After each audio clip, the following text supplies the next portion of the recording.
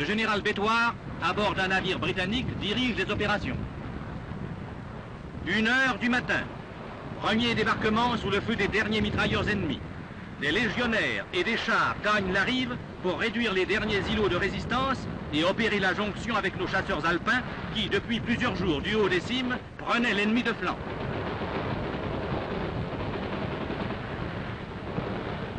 Les légionnaires progressent.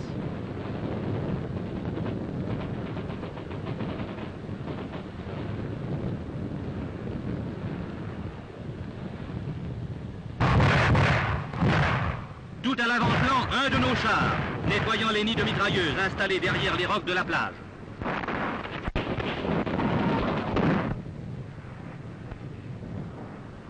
Les derniers Allemands se sont enfuis vers la Suède. On va débarquer le gros des troupes et tout le matériel d'occupation.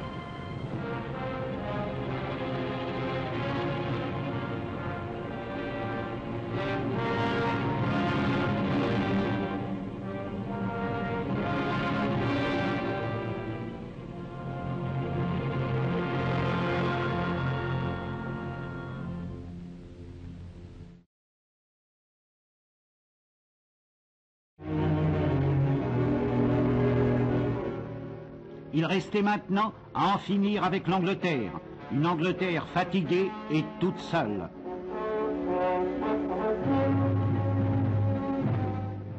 Quelques-uns de ses fils étaient déjà morts. Leur équipement était détruit.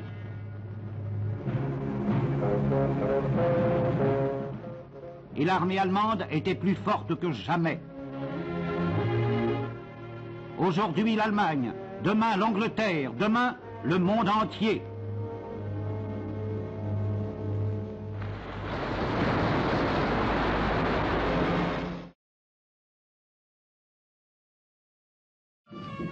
Dakar, grand port français, plaque tournante de l'Atlantique Sud.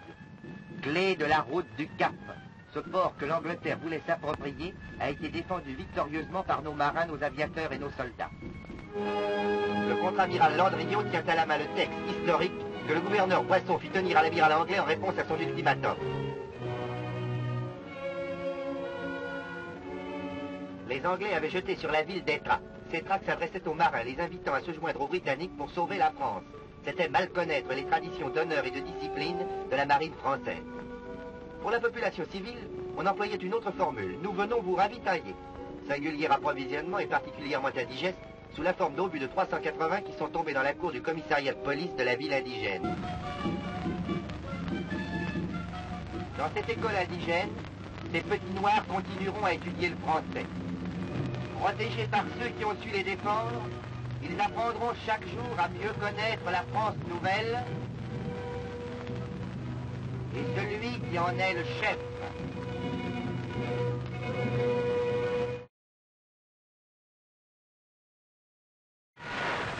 Août 1942. Anglais et Canadiens font une tentative de débarquement sur la plage de Dieppe. Ils tiennent pendant quelques heures, car la défense allemande est solide.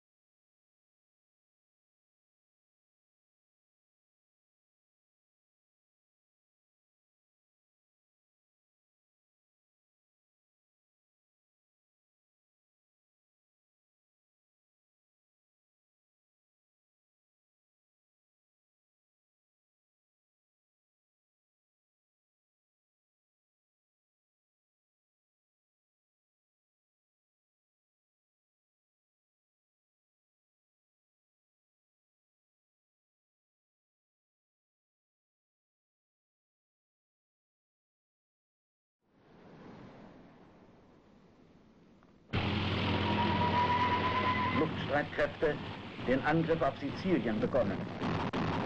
Dans la nuit du 10 juillet, l'ennemi a commencé l'assaut contre la Sicile sous la protection des forces navales et aériennes.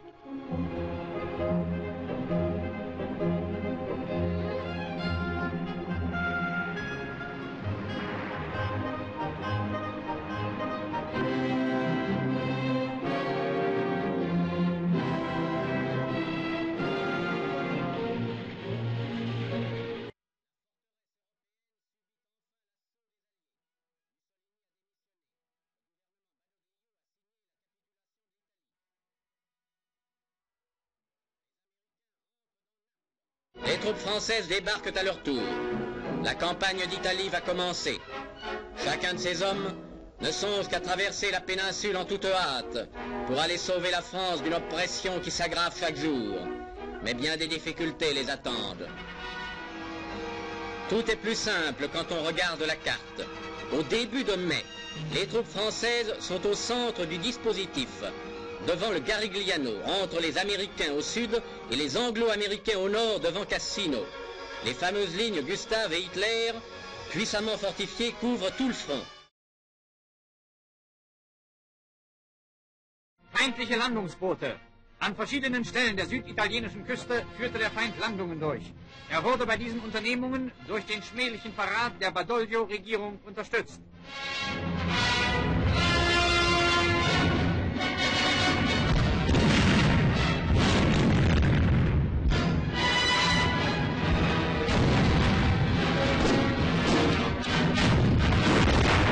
Starke Kräfte wurden in der Bucht von Salerno gelandet. Sie stießen überall auf eine heftige deutsche Abwehr. Die nordamerikanischen und britischen Truppen erlitten schwerste Verluste.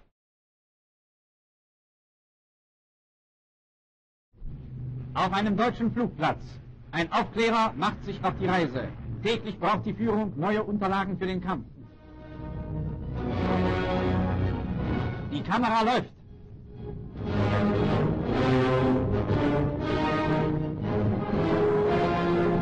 Der Aufklärer über dem Hafen von Anzio.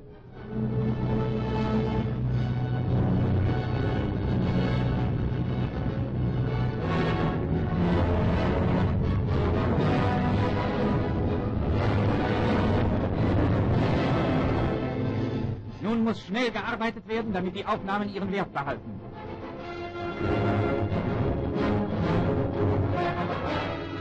In kurzer Zeit sind die Bilder fertig. Unter der Lupe werden neue Ziele für unsere Fernkampfbatterien festgestellt. Schiffe im Hafen von Anzio.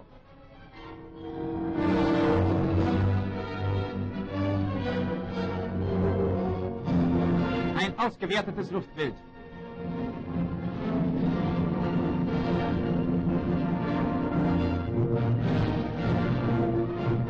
Jetzt gibt es Arbeit für die schweren Kaliber. Der Wehrmachtbericht gibt den ganzen komplizierten Vorgang in einem kurzen Satz wieder. Fernkampfgeschütze nahmen den Hafen von Anzio unter Feuer.